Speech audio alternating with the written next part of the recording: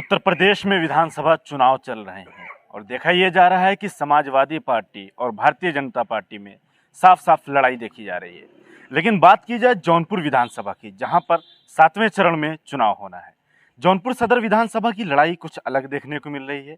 यहाँ पर भारतीय जनता पार्टी से मौजूदा विधायक राज्य मंत्री गिरीश यादव मैदान में हैं, तो वहीं पर कांग्रेस पार्टी से 2012 से 17 विधायक रहे नदीम जावेद प्रत्याशी घोषित हुए हैं। और बात की जाए बहुजन समाज पार्टी, तो बहुजन समाज पार्टी ने भी अल्पसंख्यक दांव चलते हुए सलीम खान को मैदान में उतारा है और अखिलेश यादव ने अपने पूर्व विधायक मोहम्मद अरशद खान पर भरोसा जताया है। तो ऐसे में सदर विधानसभा की लड़ाई क्या है, सदर विधानसभा में जो प्रत्याशी हैं वो किन मुद्दों को लेकर मैदान में जाएंगे और वो अपनी जीत को लेकर कितना आश्वस्त हैं, यही जानने के लिए आज हमारे साथ खुद मौजूद हैं समाजवादी पार्टी के पूर्व राष्ट्रीय महासचिव और जौनपुर सदर विधानसभा से प्रत्याशी मोहम्मद अरशद खान। हम इनसे जानने की कोशिश करेंगे कि अपनी जीत को लेकर कितना आश्वस्त हैं और समाजवादी पार्टी के मुखिया अखिलेश यादव ने जो इनके ऊपर भरोसा जतलाया है वो कितना कामयाब होंगे। पहले तो बहुत बहुत स्वागत है आपका 40 में। शुक्रिया। बात की जाए सदर विधानसभा की, तो सदर विधानसभा की लड़ाई जो है ये एक तरफ गिरीश यादव हैं तो दूसरी तरफ तीन जो मुख्य विपक्ष पार्टियां हैं, तीनों से मुस्लिम प्रत्याशी हैं। तो ऐसे में सदर विधानसभा की लड़ाई कैसे मानी जाए? पूरे उत्तर प्रदेश में समाजवादी पार्टी की आदरणीय अखिलेश यादव की लहर चल रही है। किसान भी, मजदूर भी, हिंदू भी, मुसलमान भी, दलित भी, बैकवर्ड भी, सवर्ण भी, हर समाज के लोग आज भारतीय जनता पार्टी को सत्ता से हटाना चाहते हैं। और जब किसी को हटाना है तो किसी को लाना है, और अखिलेश यादव और समाजवादी पार्टी के अलावा कोई विकल्प नहीं है।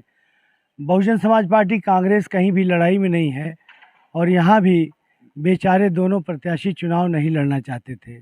ना नदीम जावेद लड़ना चाहते थे, ना सलीम खान लड़ना चाहते थे। जब हमारा एक हफ्ते पहले टिकट बाई चांस रुक गया था तो दोनों लोग मैदान में आ गए। और अब जब आखिर में अखिलेश यादव जी ने हमारे ऊपर भरोसा जताया, तो हम भी पहले से काम करते रहे। मैं यहाँ से विधायक रहा हूँ और बसपा सपा बसपंडन में जीता था। सवर्ण, दलित, पिछड़े, हिंदू, मुसलमान सभी कौमों की हम लड़ाई लड़ते रहे हैं, सबके दुख सुख में हिस्सा लेते रहे हैं। और कोई गांव ऐसा नहीं होगा जिसमें 2 साल में 1, 2, 3, 4 मरतबा, 5 मरतबा मैं ना गया हूँ। हर समाज में हमें पॉपुलरिटी हासिल है और अखिलेश यादव के नाम पर लहर चल रही है। हकीकत एक बहुत बड़ी लीड से जौनपुर विधानसभा समाजवादी पार्टी जीतेगी और अखिलेश यादव को मुख्यमंत्री बनाने में जौनपुर की 9 विधानसभा और जौनपुर सदर विधानसभा का बड़ा रोल होगा। भारी बहुमत से जीतेंगे। सवर्ण समाज के लोग भी हमारे साथ हैं। आधे से ज़्यादा ठाकुर, आज भी मीटिंग है छत्तीस समाज की, वो हमारे साथ हैं। कैश समाज हमारे साथ है, व्यापारी समाज साथ है, सिख समाज से मीटिंग हुई वो लोग साथ हैं, दलित बैकवर्ड तो ही हैं और पूरा मुसलमान समाजवादी पार्टी के साथ है, हमारे साथ है। वो किसी को हराने के लिए वो किसी को वोट देने वाला नहीं है। बसपा और कांग्रेस कहीं भी लड़ाई में नहीं है। आप जौनपुर से विधायक भी रह चुके हैं, तो किन मुद्दों को लेकर आप जौनपुर की जनता के बीच जा रहे हैं और वोट की अपील उनसे कर रहे हैं? समाजवादी पार्टी का जो घोषणा पत्र है, वचन पत्र है, वही हमारा मुद्दा है। 5 साल पहले जो अखिलेश यादव ने काम किया था वो हमारा मुद्दा है। अखिलेश यादव ने जितने भी इंटर पास फर्स्ट डिवीज़न लड़के लड़कियां हर साल फर्स्ट डिवीज़न में आते थे, सबको लैपटॉप देते थे। इस सरकार ने एक भी लैपटॉप 5 साल में नहीं बांटा। अब आदरणीय अखिलेश यादव जी का ऐलान है कि हम सत्ता में आएंगे तो जितने भी बच्चे और बच्चियां इंटर पास करेंगे, चाहे फर्स्ट डिवीज़न हो चाहे थर्ड डिवीज़न हो, सभी इंटर पास लड़के लड़कियों को लैपटॉप फ्री में दिया जाएगा। अखिलेश यादव की सरकार 30,000 रुपया लड़कियों को कन्या विद्याधन देती थी। जो हाई स्कूल पास करते थे, वो सवर्ण हो, दलित हो, बैकवर्ड हो, हिंदू मुसलमान सबकी बेटियों को देते थे। अब की मरतबा 36,000 रुपया कन्या विद्याधन सभी बेटियों को दिया जाएगा, किसी भी समाज की जो हाई स्कूल पास करेंगी। अखिलेश यादव ने 3,05,000 रुपया लोहिया आवास दिया। इतना बड़ा पैसा किसी ने दिया, इतना बड़ी रकम नहीं देते थे। अब की 5,20,000 रुपया लोहिया आवास के लिए गरीबों को अखिलेश यादव की सरकार देगी। इसी तरह से लाखों मजदूरों को, गरीबों को साइकिल फ्री में बांटी गई थी। 5 साल में योगी आदित्यनाथ की सरकार ने एक भी साइकिल नहीं बांटा। हम फिर आएंगे तो साइकिल भी बटेगी। लाखों बेरोजगार को, रिक्शा चलाने वालों को अखिलेश यादव की सरकार ने ई रिक्शा फ्री में दिया था। ई रिक्शा फ्री में दिया था 1.5 लाख का। इस सरकार ने एक भी नहीं दिया। अखिलेश यादव की सरकार आएगी फिर बांटा जाएगा। ये सरकार महंगाई बढ़ा दिया इसने और कहा कि हम जो है नवंबर तक राशन देंगे, फिर उनका मार्च तक देंगे। चूँकि योगी आदित्यनाथ को पता था कि मार्च ही तक वो राशन देने लायक रहेंगे। अखिलेश यादव ने कहा हम पूरे 5 साल राशन देंगे और साथ में दाल अरहर की और देसी घी भी देंगे। 5 साल तक उत्तर प्रदेश की जनता को राशन खरीदने की ज़रूरत नहीं पड़ेगी। इसी तरह से किसानों को खाद नहीं मिल रही सरकार में। अखिलेश यादव सरकार में आएंगे तो 2 बोरा DAP और 5 बोरी यूरिया खाद सभी किसानों को मुफ्त में दिया जाएगा। 300 यूनिट बिजली सबको हर महीने फ्री की जाएगी। मैं समझता हूँ 90% उत्तर प्रदेश की जनता बिजली का बिल उसे नहीं जमा करना पड़ेगा। इसी तरह से पुरानी पेंशन सभी कर्मचारी अधिकारियों को, चपरासी से लेकर कलेक्टर तक, टीचर से लेकर चौकीदार तक, पुलिस से लेकर SP तक सबको पेंशन मिलती थी। बुढ़ापा सबका आराम से पार हो जाता था। लेकिन अटल बिहारी वाजपेयी की सरकार ने 2004 में पेंशन ख़त्म कर दिया। पूरे देश के कर्मचारी अधिकारी लड़ रहे हैं मगर पेंशन ख़त्म नहीं हुई। अब जो है पेंशन नहीं चालू हुई। अखिलेश यादव का ऐलान है कि 2004 से लेके अब तक जितनी भर्ती हुई है और आगे भी जितनी भर्तियां होगी, उत्तर प्रदेश में पुरानी पेंशन योजना बहाल की जाएगी। 55 लाख औरतों को समाजवादी पेंशन अखिलेश यादव 500 रुपया महीना दे रहे थे। योगी आदित्यनाथ को बढ़ाना चाहिए तो उन्होंने ख़त्म कर दिया। 55 लाख औरतों को जो 500 रुपया महीना समाजवादी पेंशन मिल रही थी।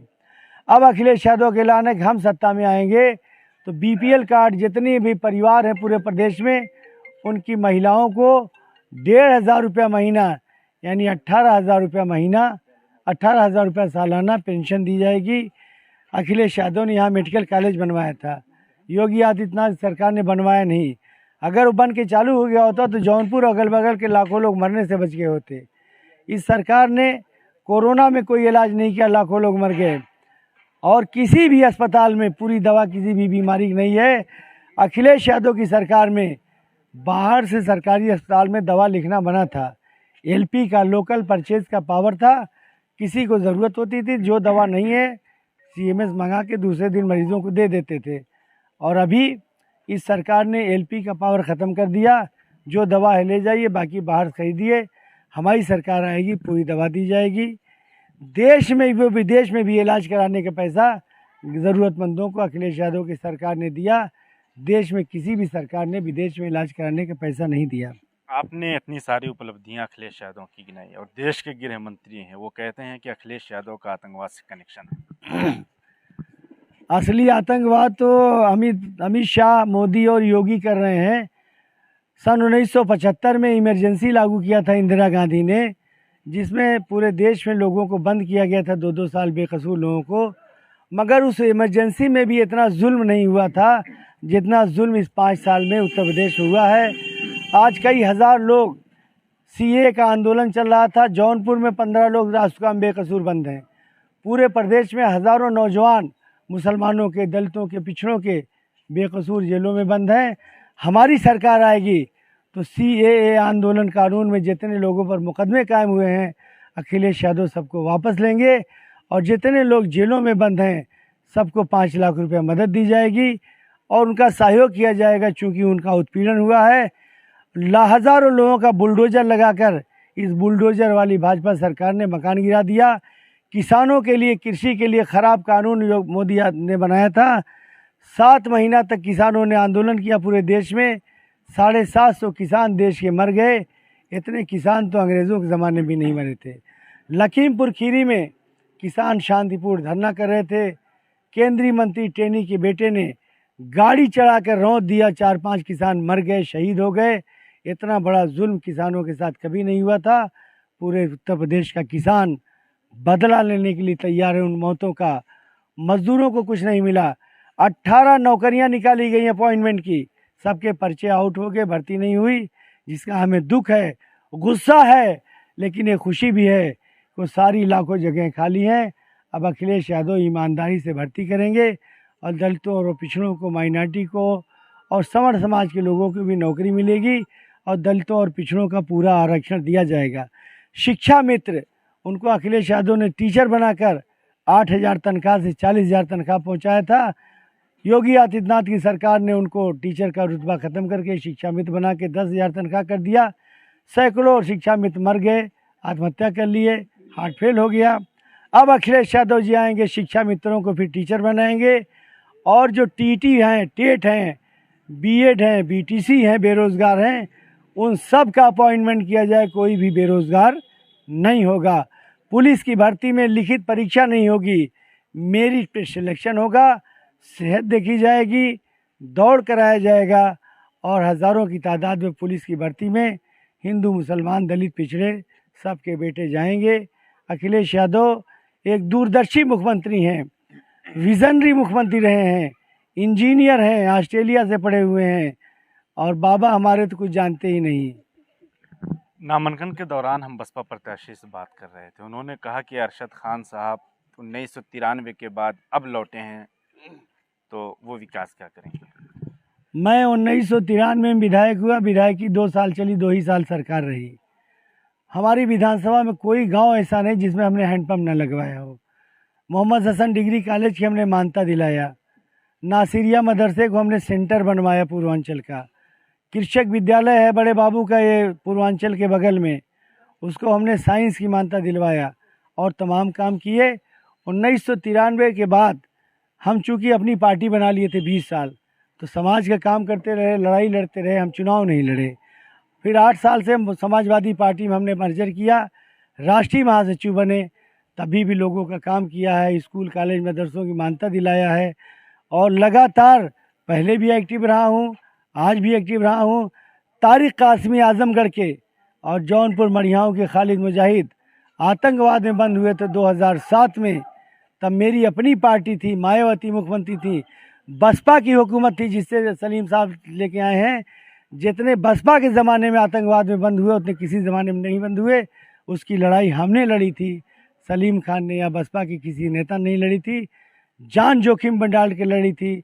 मेरे 2 भाइयों को, 2 वर्कर्स को फर्जी मामले में उसी आंदोलन में जेल में डाला गया, लेकिन हमने लड़ाई लड़ी, और मायावती सरकार को झुकना पड़ा। उन्होंने जस्टिस निमेश कमीशन बैठाया, पूरे देश में लाखों लोग आतंकवाद के नाम पे बंद हुए, एक कमीशन में नहीं बैठा पाए।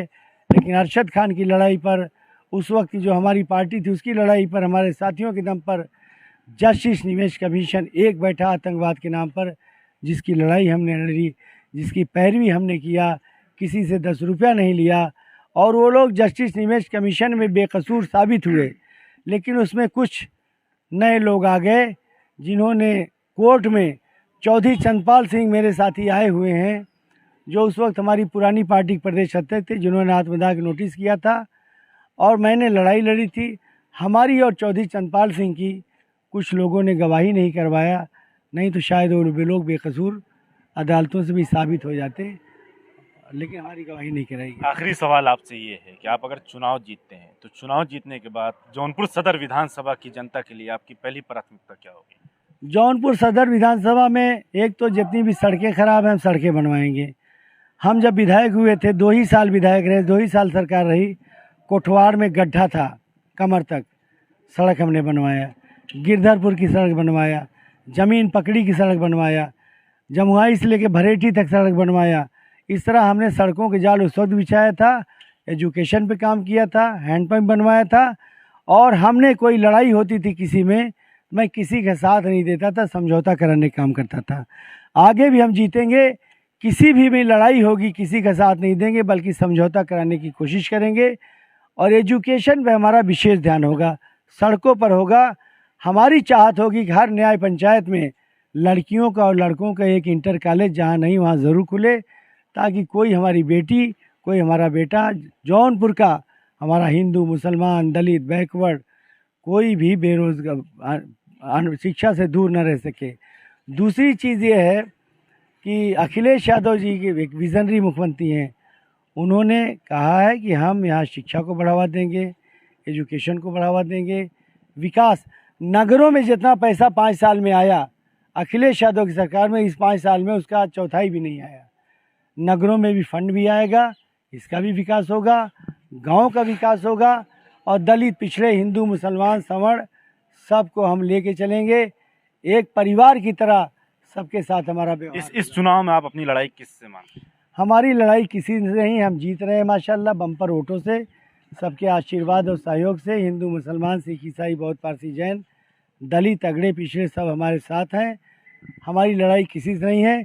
वो तीनों पार्टियां आपस में लड़ने के सेकंड नंबर पे कौन रहेगा। बहुत बहुत शुक्रिया हमसे बात करने के लिए। हमारे साथ बात कर रहे थे समाजवादी पार्टी के जौनपुर सदर विधानसभा से प्रत्याशी मोहम्मद अरशद खान, जिनसे हम जानने की ये कोशिश कर रहे थे कि अब की मर्तबा विधानसभा चुनाव के मुद्दे में विधानसभा चुनाव में किन मुद्दों को लेकर जनता के बीच जाएंगे, और अगर ये चुनाव जीतते हैं तो चुनाव जीतने के बाद इनकी क्या प्राथमिकता होगी। साथ ही साथ हमने गृह मंत्री के अखिलेश यादव के आतंकवाद से कनेक्शन पर भी प्रतिक्रिया ली। 4 TV न्यूज़ के लिए अब्दुल हलीम सिद्दीकी।